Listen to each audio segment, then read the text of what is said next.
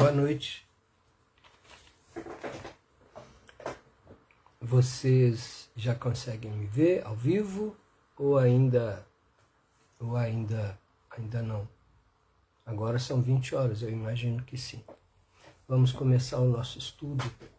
O nosso tema é família, mas nós vamos fazer uma abordagem inicialmente de algumas questões que envolvem a família que são muito críticas e que nos causam uma série de dificuldades que nós precisamos aprender a lidar. Todos nós precisamos aprender a lidar. São dificuldades normais, vamos dizer assim, na nossa condição evolutiva, no nosso nível evolutivo, porque nós somos pessoas ainda com muitas dificuldades evolutivas, com muitas deficiências, e precisamos entender um pouco isso. E dentro do contexto do nosso estudo, existe uma palavra que nós precisamos entender mais, que se chama alteridade. Alteridade, com L. Alteridade, ela trata da gente lidar com as diferenças. Lidar com as diferenças. E é um problema que a maioria de nós não consegue resolver. Lidar com diferença não é fácil. As pessoas não são como nós. Ninguém é como nós. Nós somos pessoas diferentes de todos. Não existem duas pessoas iguais nesse planeta. Então nós temos que aprender a lidar com isso. Ninguém pensa como nós. Ninguém age como nós, ninguém tem os mesmos gostos que nós. E existe uma variação muito grande, inclusive a nível cerebral, que é normal, perfeitamente normal. Não são doenças, nós vamos analisar um pouquinho disso. Então, antes de entrar naquilo que a gente vai realmente conversar hoje, é preciso falar um pouquinho, só um pouquinho, a respeito de alteridade. Que nós precisamos ter alteridade. Precisamos saber lidar com a alteridade. Nós temos que ter capacidade para nos colocar ao lado do outro. No lugar do outro, perdão. Nós temos que ter essa capacidade de nos colocar no lugar do outro. Porque isso é básico para a gente poder fazer caridade, porque fora da caridade não há salvação e nós sabemos disso. Nós aprendemos isso, então é preciso praticar. E para praticar a gente tem que ter alteridade, senão a gente não vai conseguir. Então, a alteridade, ela parte da prática de reconhecer, de respeitar, de compreender a dignidade e as diferenças do outro. Esse ponto precisa ser muito bem analisado, precisa ser muito bem visto, e tudo que nós vamos falar na noite de hoje vai estar ligado a essa frase. Prática de reconhecer, respeitar e compreender a dignidade e as diferenças do outro. Vamos raciocinar um pouco a respeito disso. Agora, nós vamos entrar num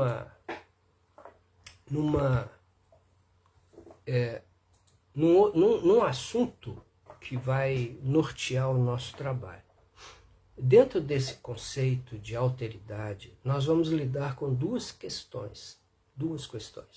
A primeira delas é a saúde mental. Eu não sou da área médica, nem da área psicológica, mas saúde mental é uma questão que envolve a todos nós. Saúde mental não é só problemas psiquiátricos, absolutamente. Ansiedade é saúde mental. A saúde mental está ligada a muita coisa. E talvez o mais comum seja a ansiedade. Todos nós, eu tenho. Se vocês não sabem, eu tenho. Não só a ansiedade, também a depressão. Depressão é saúde mental. Saúde mental tem tratamento médico para isso, e os médicos, os psicólogos, eles têm uma metodologia para tratar esse assunto. Não somos nós que vamos fazer. A doutrina espírita nos auxilia em alguma coisa, mas não substitui a medicina. Ao lado da questão da saúde mental, tem um outro aspecto que precisa ser analisado. É uma palavra mais nova que foi cunhada em 1998 na Austrália. Essa palavra se chama neurodivergência. O que é neurodivergência? Ela está muito relacionada à saúde mental, mas não é saúde mental. Ela tem um outro significado diferente disso, né? Então, a saúde mental ela vai se referir a um estado emocional, bem-estar e psicológico e social de uma pessoa, né? E, ao mesmo tempo, é um termo muito amplo, na verdade, que engloba todas essas questões ligadas ao psicológico, ao social, ao emocional, né? E envolve aspectos como a capacidade de lidar com o estresse, as emoções, os relacionamentos interpessoais, o funcionamento cognitivo. Quer dizer, saúde mental envolve tudo isso. É muito amplo, mas saúde mental tem tratamento. Existe tratamento médico, existe tratamento psicológico que auxilia as pessoas nos problemas de saúde mental, né? Agora, neurodivergência não é problema de saúde mental. Embora uma pessoa com neurodivergência acentuada, ela pode ter mais predisposição a questões envolvendo saúde mental. Pode ficar deprimida com facilidade, pode passar por problemas de ansiedade, né? Como eu, por exemplo, para aprender a fazer essa bendita live. Isso não é minha praia. Eu não tenho o hábito de usar Facebook. Eu acabei criando um Facebook por causa de vocês, por causa desse grupo, né? Mas eu não uso. Então, de vez em quando, alguns meses eu uso. Tem cheio de coisas, cheio de mensagens de pessoas, mas eu não tenho o hábito de usar. Por isso eu tenho essas dificuldades que geram ansiedade. Então, a neurodivergência, ela refere-se a indivíduos cujo funcionamento cerebral diverge do padrão considerado típico de todos nós, né? Então, daí surgem formas diferentes de pensar, de aprender, de processar informações, de interagir com o mundo. São pessoas diferentes. E todos nós temos um pouco de neurodivergência, todos nós. Nesse termo, cunhado, né, pela socióloga Judy Singer, eu não sei se é Singer que pronuncia, escreve Singer, mas não sei se é Singer. É uma australiana, ela criou isso em 1998. E ela defende que a neurodiversidade é uma variação natural da neurologia humana e não uma patologia a ser curada. Então, não é para tratar pessoas neurodivergentes. Tratar pela medicina, segundo ela afirma, né? E nós vamos ver o que é essa tal neurodivergência. Existem situações muito diversas que acabaram sendo embutidas dentro desse conceito de neurodivergência. E por que eu estou falando nisso? Porque essas diferenças, elas ocorrem com muita frequência dentro do nosso lar. E muitas vezes são motivos de discussões, de brigas, de separações, de destruição de lares, porque nós não sabemos lidar com as diferenças. Não aprendemos a desenvolver alteridade. Por isso que eu falei de alteridade no início. Nós precisamos aprender a desenvolver alteridade. Se nós conseguirmos, nós vamos entender essa neurodivergência e vamos compreender as características da neurodivergência e vamos poder lidar com essas pessoas, que somos nós mesmos. Todos nós temos um pouquinho disso, eu pelo menos tenho. Embora nós não podemos e não devemos nos rotular. Falar, eu tenho um pouquinho, eu tenho de alguma coisa. mas todos nós temos um pouquinho, né? Não tem uma frase que diz que de médico e louco todos nós temos um pouco? É mais ou menos por aí. Então essa neurodivergência, ela também faz parte desse processo. E é mesmo um processo de desenvolvimento da criatura humana, porque são variações cerebrais. Variações cerebrais. E no nosso processo de desenvolvimento, nós somos ímpares. Nós somos ímpares. Então nós precisamos saber lidar com os outros, porque igual a nós não existe. Cada um de nós é único, é um universo diferente do outro. Então, entre essas neurodivergências, uma delas que hoje tem ganhado muito destaque é o autismo. O autismo é uma neurodivergência. É o chamado transtorno do espectro autista, que varia profundamente, varia quase que ao infinito, pelo que eu tenho visto, pelo que eu tenho lido, pelo que eu tenho visto, ouvido das pessoas falarem. As variações são muito grandes, né?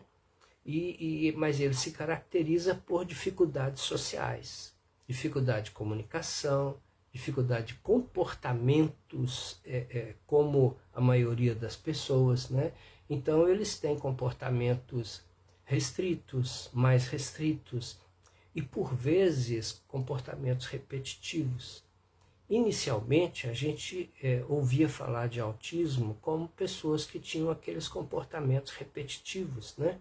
Gestos repetitivos com o corpo, mas hoje se sabe que não é bem isso. Isso é apenas um dos aspectos. Existem vários outros. E isso não é doença.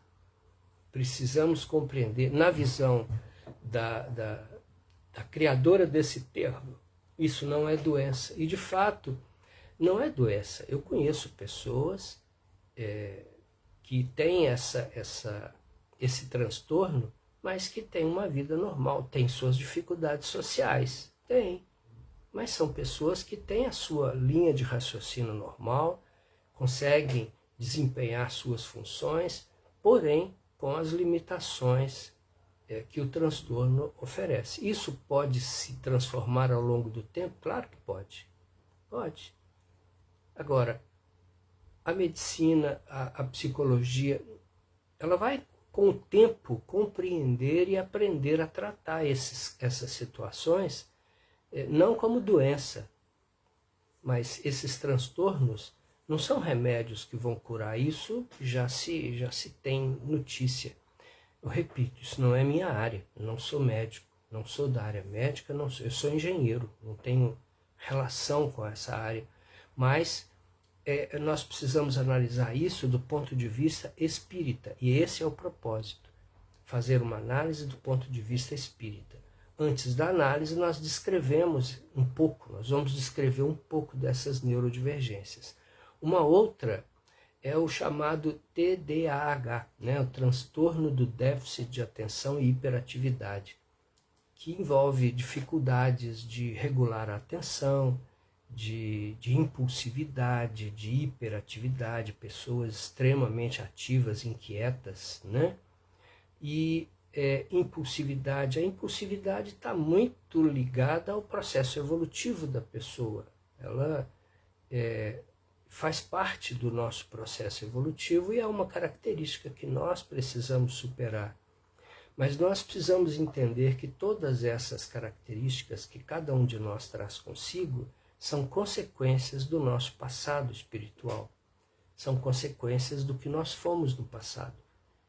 Ninguém foi criado agora e ninguém traz transtornos, sejam eles quais forem, de graça. Não, isso não existe. Nós somos herdeiros de nós mesmos. Precisamos entender isso.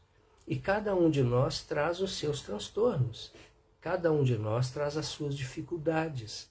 Todos nós temos as nossas. Não existe um entre nós que não tenha nenhum tipo de dificuldade ou nenhum tipo de transtorno.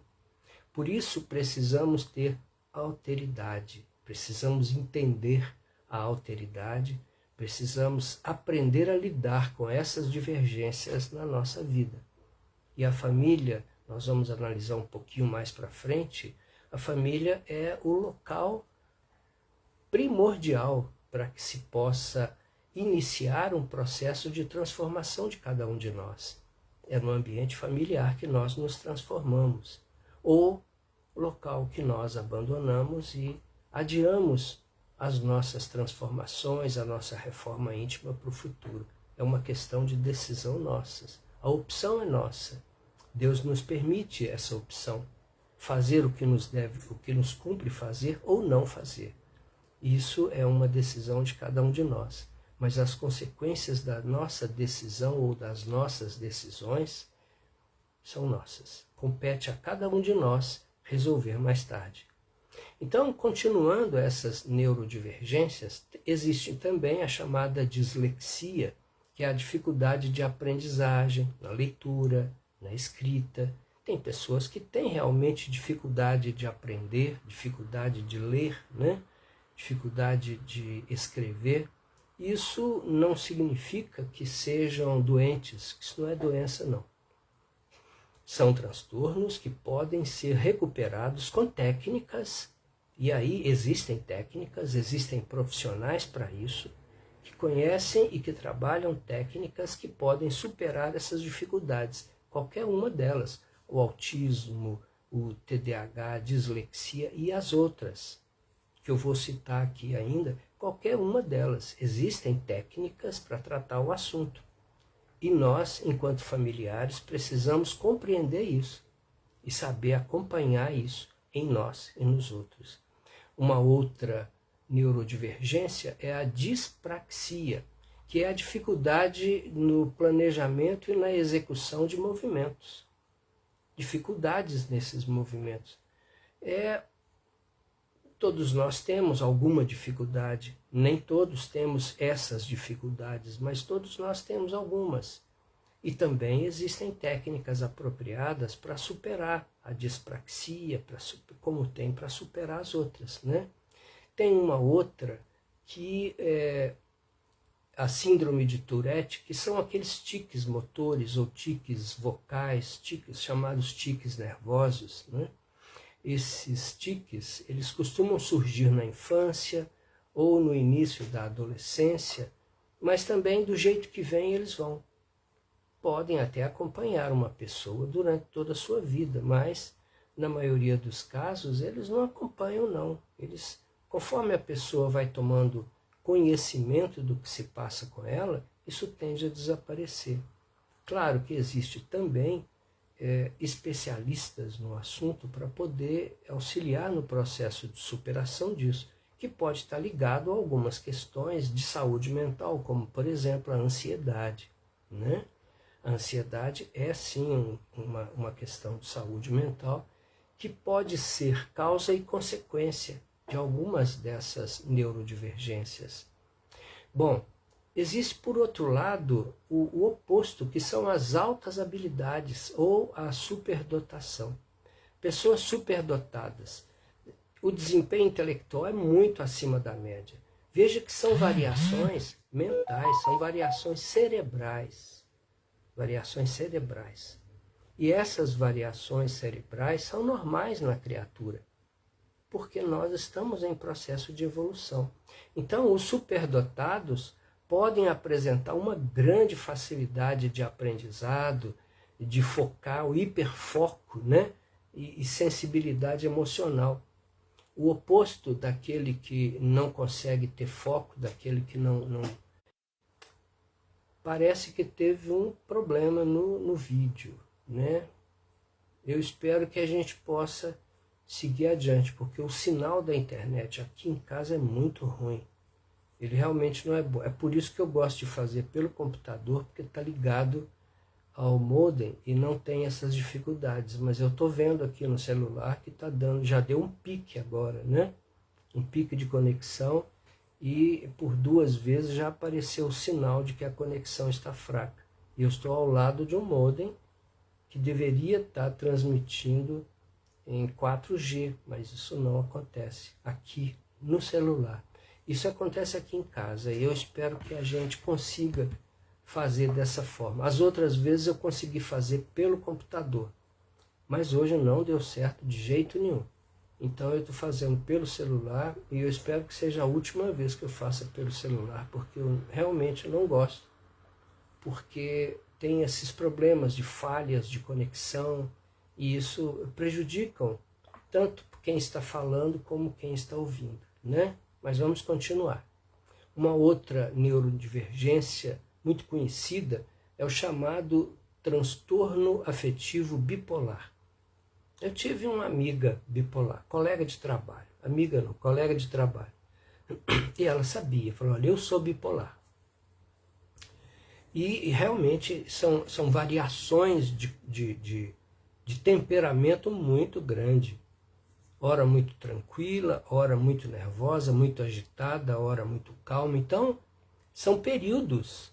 E ela sabia e ela procurava se superar, procurava, e com certeza já deve ter conseguido superar isso, porque já tem muitos anos que eu não a vejo, foi colega de trabalho, hoje eu sou aposentado já, e isso foi em outra cidade também, né? Então, esse transtorno afetivo bipolar, ele causa oscilações intensas de humor, alterando períodos de euforia, né, com episódios de depressão profunda. Então, é um problema, porque e nós precisamos saber lidar com isso se tivermos um caso assim no nosso lar, e não só no nosso lar, isso pode estar acontecendo também na nossa comunidade, onde vivemos, na casa espírita em que frequentamos, porque essas pessoas que se deprimem, ou que entram em depressão profunda, elas correm riscos, inclusive o risco de suicídio, porque um percentual significativo, em torno de 20% daqueles que entram em depressão mais profunda, podem cometer suicídio, e geralmente tentam cometer suicídio. Isso precisa ficar bem claro na mente da gente, para a gente poder aprender a lidar com isso. A alteridade é isso, é a gente aprender a lidar com isso. E lidar é sentir, colocar-se no lugar do outro, na emoção do outro, e tentar, com a empatia que é próprio da alteridade, tentar auxiliar aquela pessoa a solucionar as suas dificuldades, compartilhando com ela possibilidades de melhoria. Isso é uma responsabilidade, primeiro, da família. Por isso que o tema é família. A gente está falando em problemas, em dificuldades, mas o nosso tema é família. E nós precisamos aprender a lidar com essas dificuldades, né? Uma outra neurodivergência citada é o chamado transtorno de personalidade limite, ou borderline. Acho que é borderline que pronuncia, escreve borderline, acho que é borderline que pronuncia, não sei.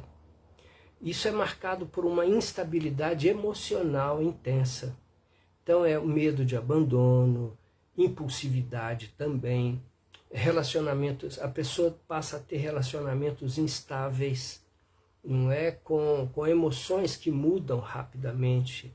Então, é uma dificuldade que nós precisamos aprender a lidar com ela, dentro do nosso lar, também dentro dos nossos ambientes, do ambiente de trabalho, do ambiente espírita, na casa espírita. É importante a gente saber lidar com isso e conversar com isso, conversar sobre isso com as pessoas, né? É necessário. Uma outra neurodivergência que é muito comum é o chamado TOC, transtorno obsessivo compulsivo. Uma vez, esse transtorno ele envolve pensamentos obsessivos, pensamentos repetitivos e indesejados, comportamentos compulsivos, que muitas vezes são rituais para aliviar a ansiedade, né, causada por obsessões, principalmente por obsessões, que às vezes impõem uma pessoa a um determinado comportamento equivocado, ou um comportamento indesejado. Nós sabemos que isso acontece. E eu me lembro uma vez, um amigo, um colega de trabalho também, no ambiente de trabalho, perguntando qual toque que eu tenho. Eu achei aquilo esquisito, mas ele perguntou, você tem toque? Eu falei, eu não sei se eu tenho. Deve ter, todo mundo tem toque. Ele dizia, né? Todo mundo tem toque, por que você não tem? Eu realmente nunca prestei atenção nisso. Ele falou, pois eu tenho. E aí ele começou a citar algumas questões, algumas situações em que o toque impõe a ele uma determinada atitude ou coisa assim. Eu achei interessante aquilo, porque eu nunca tinha parado para pensar a respeito do toque ou a respeito das neurodivergências de um modo geral. E aquilo começou a me chamar a atenção para o assunto, né? Por que isso? Mas existem outras neurodivergências, e uma delas, que eu acho interessante, chama a descalculia. O que é descalculia? É relacionada a obstáculos na compreensão de números, cálculos, sequências, lógica numérica. Tem gente que odeia matemática, mas não significa que tem descalculia, absolutamente. Eu não conheço, eu nunca vi uma pessoa que eu pudesse falar a respeito. Eu conheci várias pessoas que odeiam matemática e que dizem que não querem aprender matemática, que é uma grande bobagem. Tudo na vida é matemática. Mas nem tudo na vida. Quer dizer, tudo na vida, mas nem sempre as pessoas sabem disso. E eu me lembro uma vez vendo alguma coisa na TV, e eu gosto muito de documentários. É o que eu mais vejo na TV, são documentários. Eu gosto de história, gosto de conhecer outras realidades, outras culturas. E os documentários nos mostram isso. E é o que me atrai na TV, basicamente é isso. E eu estava vendo uma matéria sobre alguns índios, uma tribo de índios do Amazonas. Eles estavam passando pela cidade, eu não lembro se é Lábrea ou se é Humaitá, é uma das duas. E eles passavam, eles faziam essa caminhada com frequência, né? É comum, às vezes, tribos indígenas fazer isso. Às vezes não, é comum que eles façam esse tipo de coisa dentro da cultura deles, né? E então eles estavam caminhando e é geralmente o mesmo caminho que fazem. E eles já tinham algum contato com a civilização, digamos assim, né? Com os não índios. E alguém da cidade comentava que aquela tribo não conhecia números. Eles não conheciam números. Eles não conseguiam raciocinar em números. Olha que coisa interessante. Eu não sei qual é a causa, mas eu nunca tinha ouvido nada a respeito disso. Pode ser descalculia? Pode, mas uma coisa assim, generalizada, mas que dentro daquela tribo era comum. Era algo comum. O fato é que parece, eu não tenho muita informação a respeito, porque nunca mais eu ouvi falar, e eu não me lembro o nome dado a essa tribo, a esse grupo indígena. Mas o fato é que eles tentavam conversar sobre números, tentavam mostrar números, e eles não conseguiam assimilar. Eles não conseguiam entender que 1 mais 1 é igual a 2. Eles não tinham esse raciocínio. Eles não conseguiam assimilar esse raciocínio. Eu achei interessante. Mas não significa que isso seja descalculia. Talvez seja. Talvez, que é um grupo com uma determinada característica que pode ser um transtorno e que seja comum àquele grupo. Eu achei muito interessante isso. Se alguém sabe o nome dessa tribo, me avise, porque eu gostaria de ler um pouco a respeito deles, porque eu moro em Belo Horizonte e isso é lá em Lábrea, no Amazonas, e eu não tenho intenção de viajar para lá só para saber isso não. Tá bom? Bom, então nós precisamos ressaltar que nem todas as pessoas neurodivergentes têm problema de saúde mental. Essas características que são chamadas de neurodivergências não são necessariamente características de saúde ambiental. Não são. Agora, algumas pessoas neurodivergentes podem enfrentar desafios adicionais na sua vida, no desenvolvimento da sua vida e com relação à saúde mental. Então eles podem desenvolver depressão, podem desenvolver ansiedade, por causa de fatores externos, como o estigma, por exemplo, serem estigmatizados.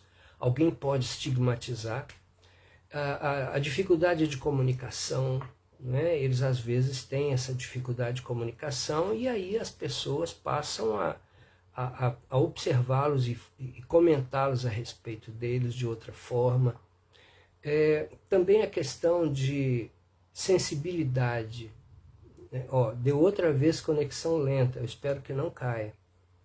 Sensibilidades sensoriais, experiências sociais negativas, como o bullying na escola, por exemplo, né? Pessoas neurodivergentes podem sofrer bullying com muita frequência na escola e isso pode gerar problemas de saúde mental, isso pode gerar ansiedades, isso pode gerar depressão, pode gerar outros problemas mais graves de saúde mental. E a família precisa, e aí a família espírita tem uma responsabilidade muito grande, porque nós sabemos que esses problemas, eles têm origem no passado. Então, e sabemos também que as pessoas dentro de uma mesma família estão interligadas desde o passado. Não estamos numa família por acaso. Eu vou falar um pouco sobre, eu vou mostrar um conceito que Joana de Ângeles fala, que eu acho muito interessante a respeito da família, de quem são os familiares, né? Mas antes, só para concluir e sintetizar o que nós falamos até agora, nós temos que entender que a neurodivergência, ela se refere a uma variação natural das funções cerebrais.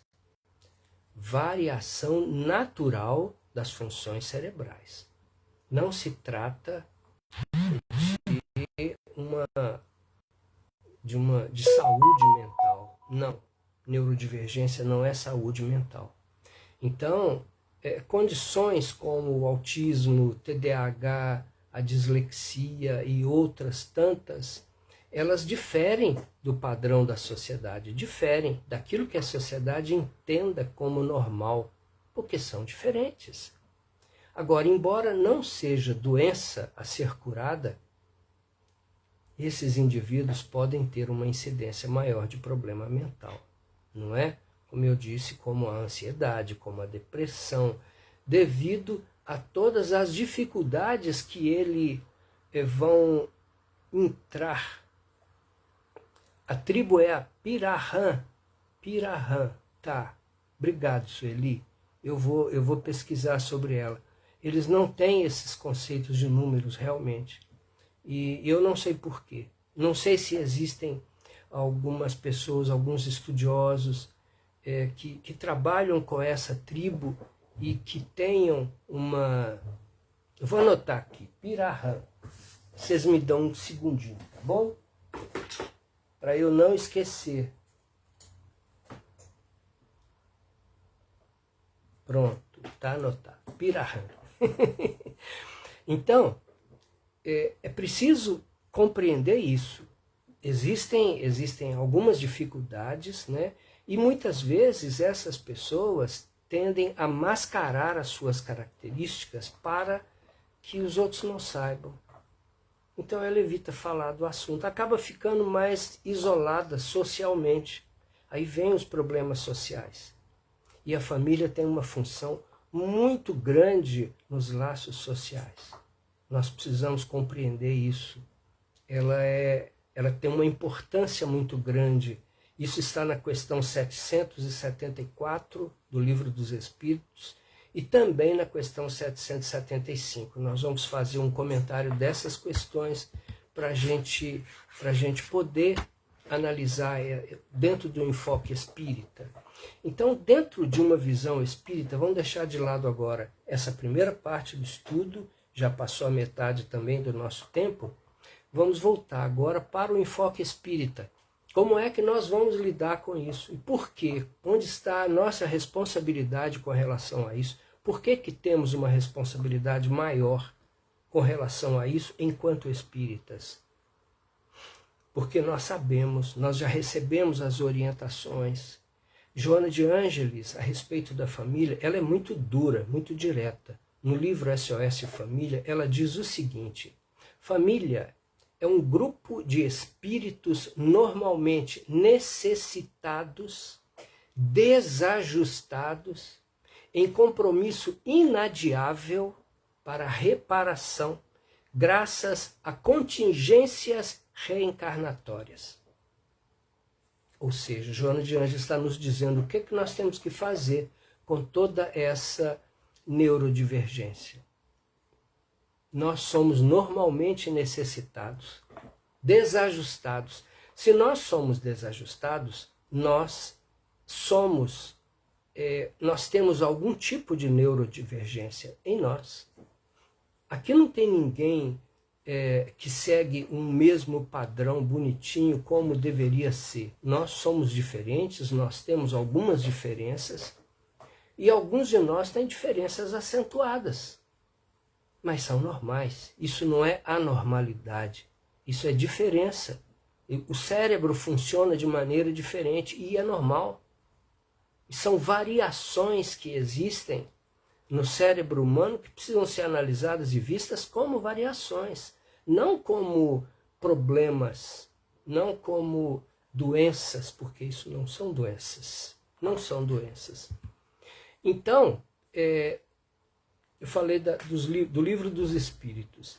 Na questão 774 do Livro dos Espíritos, na resposta, a pergunta ela não diz respeito exatamente à família, ela fala de animais. Mas, na resposta, os espíritos dizem que os laços sociais são necessários ao progresso e que os laços de família tornam mais apertados os laços sociais. Olha que interessante. Os laços sociais são necessários ao progresso. É necessário que hajam laços sociais para que haja o progresso. E que os laços de família tornam esses laços sociais mais apertados. É por isso que os laços de família são uma lei da natureza. Por que os laços sociais são necessários ao progresso? Porque nós temos uma característica. Nós precisamos viver em conjunto. Nós não sabemos viver isoladamente. Não conseguimos viver isoladamente. Conseguimos viver, mas não conseguimos progredir. Nós precisamos viver em conjunto. É dessa maneira que nós crescemos. Isso é o chamado instinto gregário. Nós temos o instinto gregário. Então nós temos uma tendência de sermos um grupo. Nós temos tendência de formar grupos. Isso vem desde a pré-história. O ser humano aprendeu a formar grupos para se defender. E se defendendo em grupos era melhor. Ele caçava com mais facilidade. Então ele sobrevivia com mais facilidade se ele fosse em grupo, se ele saísse em grupo. Né? No período, eu li um livro do autor, chama... Não lembro o nome do autor, não, um francês. Pierre Trudeau, parece, alguma coisa assim. Chama Memórias de um Viajante no Tempo.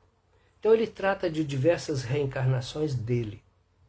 E uma delas, ele vai lembrar do período em que éramos caçadores-coletores. E ali ele fala das dificuldades que as pessoas tinham em estar sozinhas numa caça, porque haviam animais que eles queriam a carne, o couro, que eram os iaques. Os iaques eram os antecessores do gado, da vaca, do boi modernos, né? Mas eram extremamente agressivos, fortes e violentos, agressivo e violento, né? E com frequência matavam seres humanos. Então eles precisavam formar grupos para caçar esse animal, por necessidade de sobrevivência. Isso é um instinto gregário se desenvolvendo na criatura humana, né? E os laços de família, eles reforçam os laços sociais. Por isso que na questão 775, quando Kardec pergunta o que seria para a sociedade o resultado do relaxamento dos laços de família, eles responderam uma recrudescência do egoísmo, ou seja, um aumento do egoísmo. Por que aumentaria o egoísmo? Porque com o relaxamento dos laços de família, os laços sociais também afrouxam. E se afrouxarem os laços sociais, as pessoas vivendo isoladamente passam a ser mais egoístas. Eu morei sozinho durante 9 anos. E eu não achava ruim, não. Eu gostava, eu tinha liberdade, eu sabia exatamente onde estava tudo na minha vida, nas minhas coisas. Minha biblioteca, eu organizei minha biblioteca de tal forma que eu sabia onde estava cada livro. Não tinha nenhuma dificuldade, né? Hoje eu não acho nada. Hoje minha biblioteca é uma bagunça generalizada. Cada dia eu falo, eu tenho que parar para reorganizar, mas é difícil, pelo menos para mim, nas minhas dificuldades do cotidiano.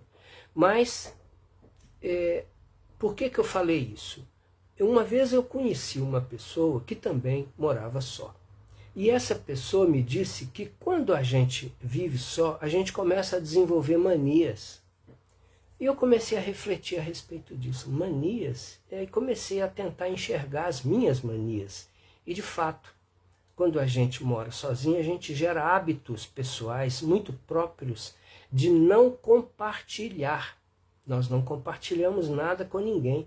E aí nós achamos ruim, com frequência, quando alguém interfere na nossa individualidade, na nossa privacidade, porque tira tudo do lugar. Tira do lugar.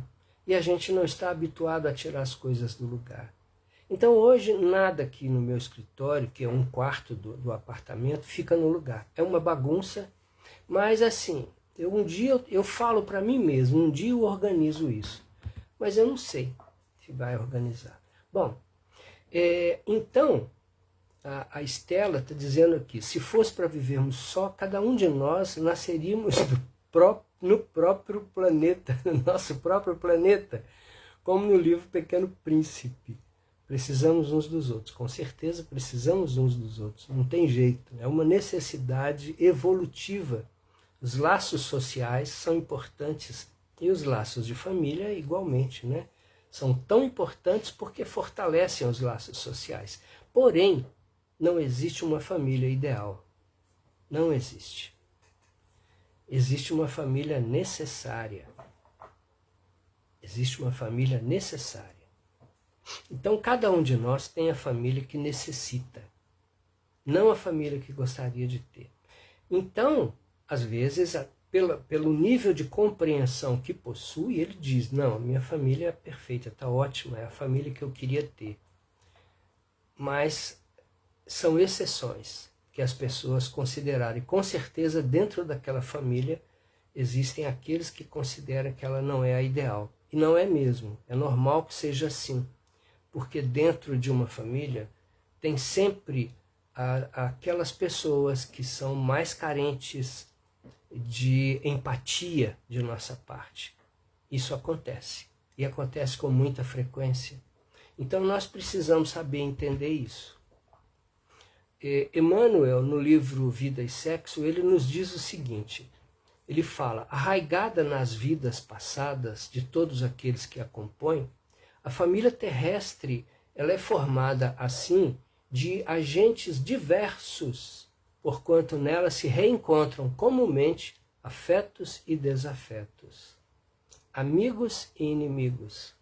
E para os ajustes e reajustes indispensáveis ante a lei, ante as leis do destino, ante as leis do progresso, porque é uma realidade para todos nós. O ambiente do lar, uma vez eu ouvi alguém dizer, a família é um cadinho. Eu achei interessante essa comparação, porque cadinho é uma espécie de um pote pequeno que a gente coloca no fogo e nele a gente mistura 2 ou 3 substâncias, ou 4 substâncias, ou elementos. Mistura-se alguns elementos e vamos formar dali uma nova substância. É assim que funciona ligas metálicas, por exemplo, né? Só que os cadinhos são muito grandes.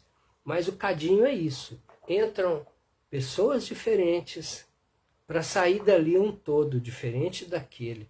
Se sair com uma linha de compreensão semelhante para todos, a família cumpriu seu destino, cumpriu suas obrigações. As pessoas que estão ali deram conta do recado. Então, nós precisamos disso. E é assim que nós vamos crescendo, que nós vamos evoluindo. Nós precisamos compreender isso. A família tem uma função, né, com relação a isso, uma função muito importante. Emmanuel nos diz ainda que no plano físico nós não nos achamos vinculados a alguém, a alguma pessoa, nos laços de consanguinidade, sem uma justa razão de ser. Então todas as pessoas com as quais nós convivemos por alguma razão. E muitas vezes nós vamos encontrar pessoas com linhas de pensamento completamente diferentes, com raciocínios diferentes, com dificuldades diferentes, e precisamos aprender a compreender isso, e precisamos treinar empatia. A família espírita, como a família de um modo geral, necessita treinar empatia, para que essas neurodivergências sejam assimiladas por todos nós da melhor maneira possível. Nós precisamos entender isso, né? Na visão espírita, nós vamos então compreender que, primeiro, nós somos espíritos encarnados, né? Nós temos necessidades. A família é onde se reúnem espíritos diferentes, mas que têm uma convivência do passado, de alguma forma. Uma convivência amorosa ou uma convivência desarmoniosa. Pode acontecer, e acontece em todas as famílias, de um modo geral. Vai ter sempre uma pessoa, pelo menos, que desarmoniza, uma pessoa que não faz parte emocionalmente daquele grupo. Ela se sente, às vezes, totalmente fora daquela realidade, daquele centro. E tem gente que fala, eu não pedi para nascer nessa família, eu já ouvi isso. Não sei se vocês já ouviram, mas a gente ouve essas coisas. Aí a gente fala, pediu sim, implorou até, né? Porque são situações difíceis. Eu me lembro do livro, eu não sei se é Missionários da Luz, acho que é Missionários da Luz, que tem a passagem da reencarnação de um espírito. Claro que o nome é um nome criado ali por André Luiz, né? Chama Segismundo, a reencarnação de Segismundo. Ele seria filho de um casal, e o que ele era? No passado, aquele casal era um casal também. Eles se mantiveram como casal em duas reencarnações. E o que fez o Segismundo? Ele seduziu a esposa do moço e depois a abandonou. Ele destruiu o casal e depois abandonou a esposa, aquela de quem ele se tornou amante. E ele queria reencarnar entre os dois para poder reparar o erro que ele cometeu. Ele queria reparar esse erro de qualquer forma. E aí os amigos espirituais queriam tentar fazer com que ele fosse aceito no grupo. E ele era levado a um encontro com o marido no plano espiritual. E cada vez que o marido o via, ele voltava correndo para o corpo e acordava assim, exaltado, agitado, dizendo que tinha visto um monstro. Claro, ele não tinha a lembrança, enquanto encarnado, do que era do passado, mas quando ele via o espírito, ele se lembrava do fato, porque fora do corpo físico, sem a influência do cérebro, ele conseguia ver, mas não aceitava de jeito nenhum. E foi uma luta para que fosse possível, para que fosse aceito pelo futuro pai, que o Segismundo reencarnasse ali como filho deles. com promessas e mais promessas de que ele compensaria os pais, né? Então, é o missionário da luz mesmo, né, Estela? É isso mesmo. E, então, são problemas. Quer dizer, o que vai ser esse filho? Será que esse filho vai ter um bom relacionamento com o pai?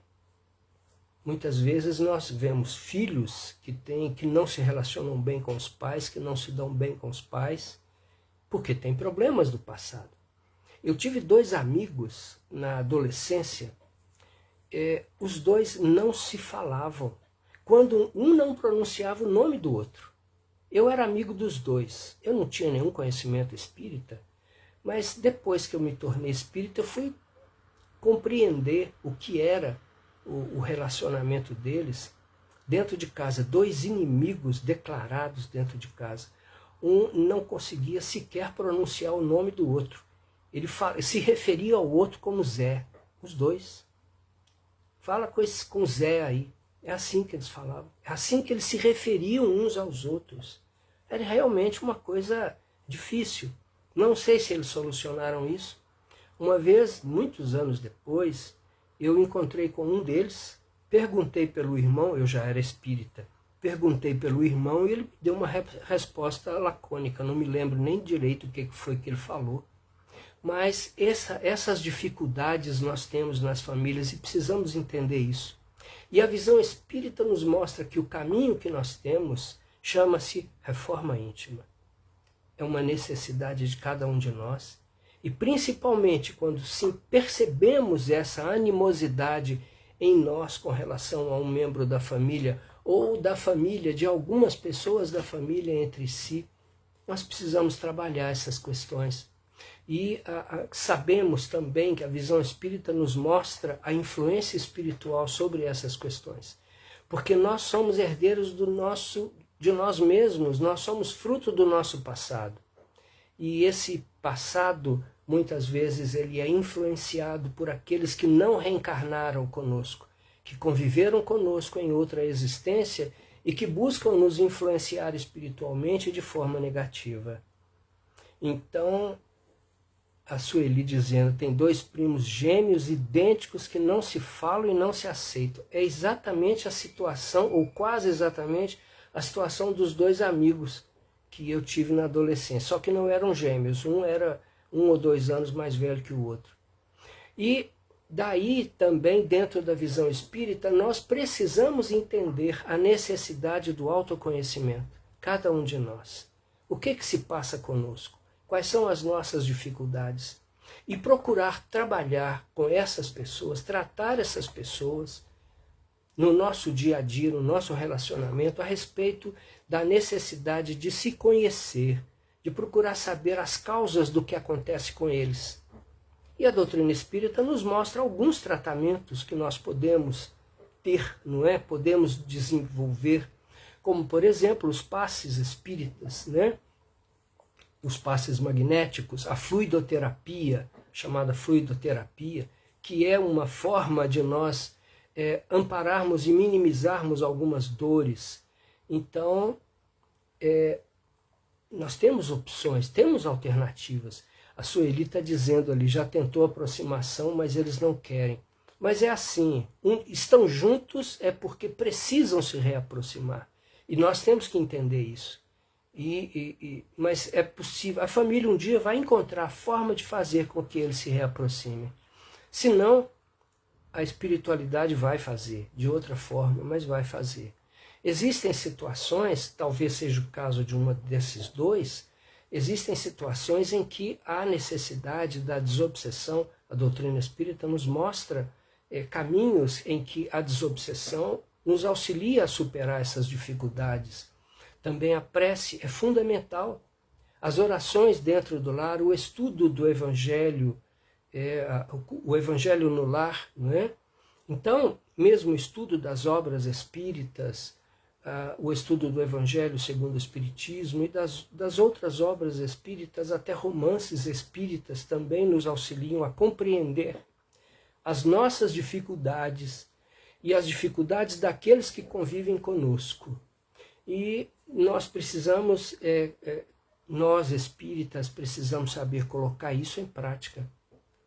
A família espírita precisa ser um exemplo de empatia, um exemplo de relacionamento mais aceitável, mais agradável, apesar das dificuldades e barreiras que nós temos, que não são poucas. E nós não somos espíritas por acaso. Nós somos levados à doutrina espírita por alguma razão. E, de um modo geral, somos levados a ela para termos uma forma de compreender melhor as dificuldades pelas quais passamos.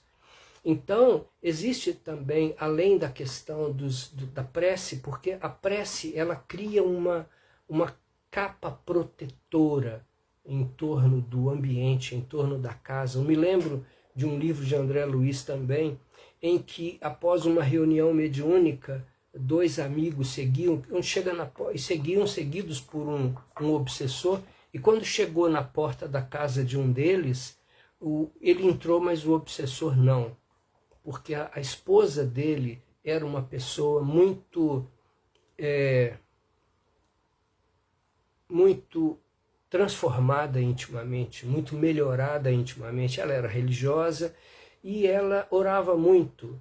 E as suas vibrações positivas, saudáveis, fazia com que as paredes da casa estivessem impregnadas de paz, impregnadas de amor. E ela, com isso, o obsessor não conseguia entrar, não conseguia acessar a casa, porque a esposa protegia o marido. A esposa dava a ele a cobertura, talvez sem saber disso, mas ela dava a ele a proteção espiritual que ele necessitava na sua vida. Quando saía dali, não, ele não tinha mais aquela proteção, mas ali dentro ele tinha. Então a doutrina espírita, além disso, ela nos dá a orientação espiritual. A doutrina espírita, ela nos permite compreender essas questões e nos mostrar que as dificuldades, as diferenças que existem, as neurodivergências que existem, elas precisam ser observadas, precisam ser vistas por nós como situações de aprendizado. Porque para todos nós a vida é um aprendizado. Então nós precisamos aprender isso, precisamos considerar, né, o que a Estela está dizendo ali. A doutrina nos oferece muitas ferramentas para nós nos darmos bem com o próximo e trabalharmos para que os laços de desafeto se transformem em laços de amor. A doutrina nos fornece isso. Ela nos fornece as orientações, ela nos fornece a base para isso. Por isso é importante nós compreendermos que nós espíritas precisamos dar o exemplo nesse aspecto. Temos mil dificuldades, mas é assim mesmo. E vamos aprendendo com o tempo. Agora, precisamos entender que o Espiritismo não substitui tratamentos médicos ou psicológicos. O Espiritismo nos dá sim um amparo, nos dá um alento, nos dá uma orientação de vida, nos orienta sobre como proceder, mas a medicina é insubstituível, nós temos que considerar isso. É o que eu tinha para passar para vocês, eu agradeço pela oportunidade, peço desculpas pelas minhas dificuldades em lidar com esse tal de Facebook, mas um dia eu aprendo, Eu sou novinho, eu tenho só 70 anos, um dia eu vou aprender, tá bom? Muito obrigado a todos.